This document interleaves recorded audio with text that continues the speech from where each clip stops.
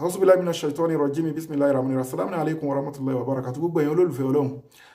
Nínú àwọn ọ̀nà tá fi ń lo Suratul Fatiha fún ẹni tó ń wojú Ọlọ́run, tó ń bẹ lọ́hùn ọmọ. Gbogbo ìgbàkígbà táwọn olólùfẹ́ yín tán bá ti pè yín, ipá wọn ń ṣe ìkómọ, tó jẹ́ àwọn olólùfẹ́ yín tó wá invite yín síbi némì, gbogbo oúnjẹ tí wọ́n bá fún yín bẹ́ẹ̀ àti anything tí wọ́n bá fún yín bẹ́ẹ̀, jẹ́ tìfẹ́tìfẹ́ kó wá ka Suratul Fatiha méje kò mọ̀mí lé lórí bí sínú láì tààlà Ọlọ́run á dùn ẹnu. Make sure pé o jẹ́ tìfẹ́tìfẹ́. Gbogbo àwọn èèyàn tẹ́ mọ̀ tó jẹ́ olólùfẹ́ yín ni o, bóyá wọ́n wá bímọ nísìn, wọ́n wá invite yín pé ẹ wá síbi némì wa o, ìwọ́dẹ̀ ń bẹ lọ́hùn ọmọ, o fẹ́ di ọlọ́mọ láyé. Lo Suratul Fatiha, lo àkókò, má fojú tẹ́ńbẹ́lú fídíò yìí, kó dẹ̀ make sure pé o share fídíò yìí, confirm ni mi sọ fún mi ìtàn ẹ̀ o.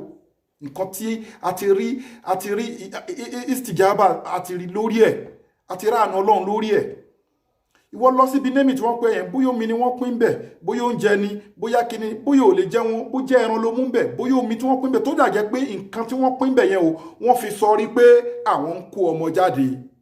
Ọmọ ìyá mi, rọra mu, rọra jẹ́ tìfẹ́tìfẹ́, tìdùnnú, kó wá bu omi sínú abọ́ báyìí, kó wá ka Suratul Fatiha méje ti tó, kó wá sọ fọ́lọ́run ọba bí isinillahi Ọlọ́run á dùn ẹnu, tested and confirmed bí isinillahi inshallah rahman. Share fídíò yìí, ẹ dẹ̀ má gbàgbé láti get all in one by Sheikh Afagba natural apps. Ó ń wo more than 300 àìsàn ọlọ́jọ́ pípẹ́ ni, àti lo oògùn sí kò lọ ni, even spiritual issue, àkínrórun sùn ni, àlùjọ̀nnú ń dà mí láàmú, àwọn kan ń dà mí láàmú, kíní get all in one by Sheikh Afagba natural apps. À ń ṣe promo ẹ̀ lọ́wọ́ báyìí ní Nàìjíríà at rate of 15,000 naira. Rí báyìí. So àwọn egbòogi ta kẹ́kọ̀ọ́ ẹ̀ láti India, ní China, ní Africa wa àti ní Arab country, àwọn egbòogi yẹn lápapọ̀ la fi ṣe all in one. So ó ń wo àìsàn more than 300. Ẹni tí ò láìsàn náà lè lo prevention ni, cure ni, treatment ni.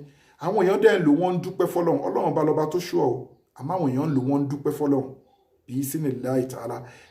Abẹ́ni tó bá nípèníjà lórí spiritual issue, àbó nípèníjà lórí sickness, àbí lórí nǹkan kan dá láàmú ni, ẹ contact Global Dahiratu Dhikrlahi Islamic Organization Health and Spiritual Department lórí nọ́mbà +2761295638 lẹ́ẹ̀kan sí ẹ WhatsApp wa lórí +2761295638.